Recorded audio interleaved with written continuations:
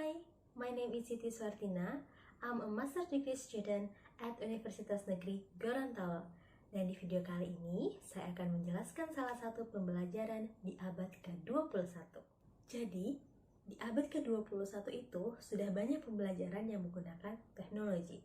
Salah satunya yang akan saya paparkan sekarang ini. Nah, untuk yang kali ini saya akan menjelaskan bagaimana cara mengajar naratif teks dengan menggunakan teknologi. Yang pertama di sini ada materi pembelajarannya. Tentu saja materi pembelajarannya itu yaitu tentang naratif teks. Nah, di naratif teks ini yang akan dipelajari adalah apa itu naratif teks, kemudian struktur teks naratif, yaitu yang terdiri dari orientation, complication, and resolution. Dan juga pada unsur kebahasaannya juga dibahas di dalam sini. Kemudian ada tujuan pembelajarannya. Nah, di tujuan pembelajaran ini yaitu pendekatan saintik, yaitu bisa dibaca sendiri di sini dengan model pembelajaran discovery learning, di mana tujuannya itu adalah peserta didik mampu mengidentifikasi dan menganalisa tujuan komunikasi, struktur teks, dan unsur kebahasaan teks berbentuk naratif.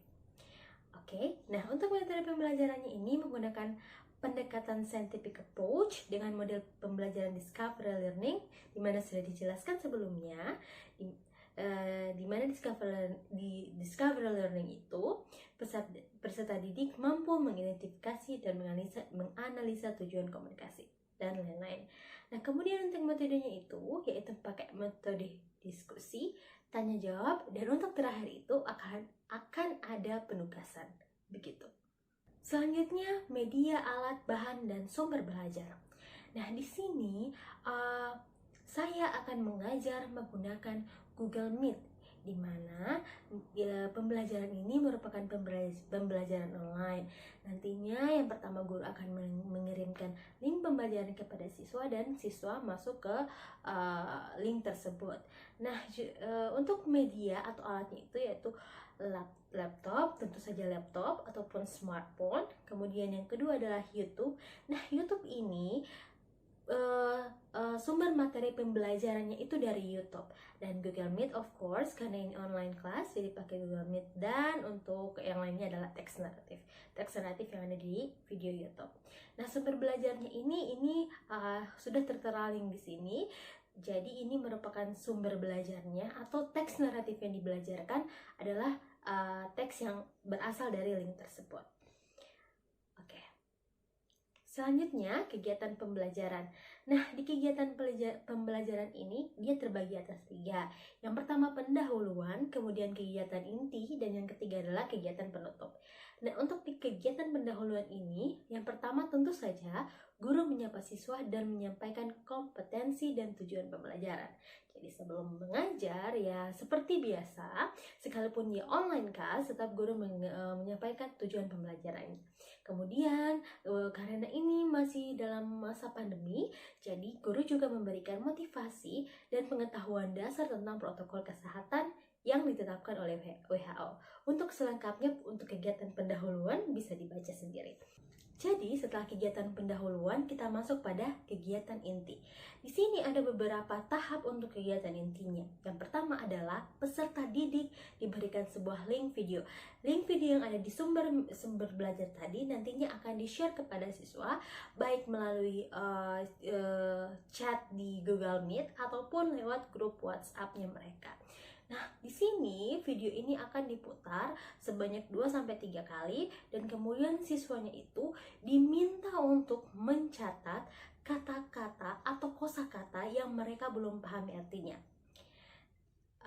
Jadi di video yang telah dibagikan itu, di situ itu ada subtitlenya. Jadi mereka bisa melihat katanya, bagaimana penulisan katanya, apa yang diceritakan di video itu, mereka bisa melihat subtitlenya. Oke. Nah, kemudian peserta didik bertanya mengenai apa yang mereka belum tahu dari video tersebut. Nah, karena ini tentang naratif teks, jadi siswa itu diharapkan bertanya kira-kira, bagaimana ya tentang naratif teks itu. Nah, di sini guru menjelaskan bagaimana itu naratif teks yang kira-kira pembagiannya itu bagaimana, yang mana orientation, yang mana complication, dan yang mana yang resolution, begitu. Nah, setelah guru menjelaskan bagaimana itu naratif teks dari hasil pertanyaan yang mereka kemukakan, kemudian guru bisa memutar kembali video yang telah diputar tadi, dan kemudian siswa itu berdiskusi di dalam kelompok dan mencari informasi terkait fungsi sosial, struktur teks, dan unsur kebahasaan dari teks naratif yang ada di dalam video tersebut. Nah, apabila mereka sudah bisa menentukan, maka guru bisa bertanya kepada siswa, kira-kira dari video tersebut yang mana yang orientation, yang mana yang complication, yang mana yang resolution. Dan kemudian tugas terakhir yaitu peserta didik dan guru menyimpulkan hasil diskusi tentu saja tentang naratif teks itu sendiri. Nah, kemudian untuk penutupnya itu, yang pertama, guru memberikan refleksi terhadap pembelajaran, kemudian guru memberikan apresiasi kepada peserta didik karena mereka sudah bisa menjawab pertanyaan, karena mereka sudah bisa mengidentifikasi generic structure dari naratif teks itu sendiri. Dan kemudian guru juga bisa memberitahukan materi yang akan dipelajari pada pertemuan selanjutnya ya. Jadi karena sudah diberitahu, jadi siswa juga sudah bisa mulai mencari-cari lewat internet tentang pelajaran yang akan diajarkan pada minggu selanjutnya. Nah, kemudian untuk penilaian pembelajaran remedial dan pengayaan. Untuk penilaiannya itu yaitu penilaian pengetahuan. Jadi yang dibahas di sini, yang dibahas di langkah-langkah pembelajaran ini, penilaiannya itu yaitu penilaian pengetahuan, di mana dengan cara diberikan tugas atau penugasan. Nah, caranya adalah siswa diminta untuk menjawab pertanyaan berdasarkan link YouTube berikut.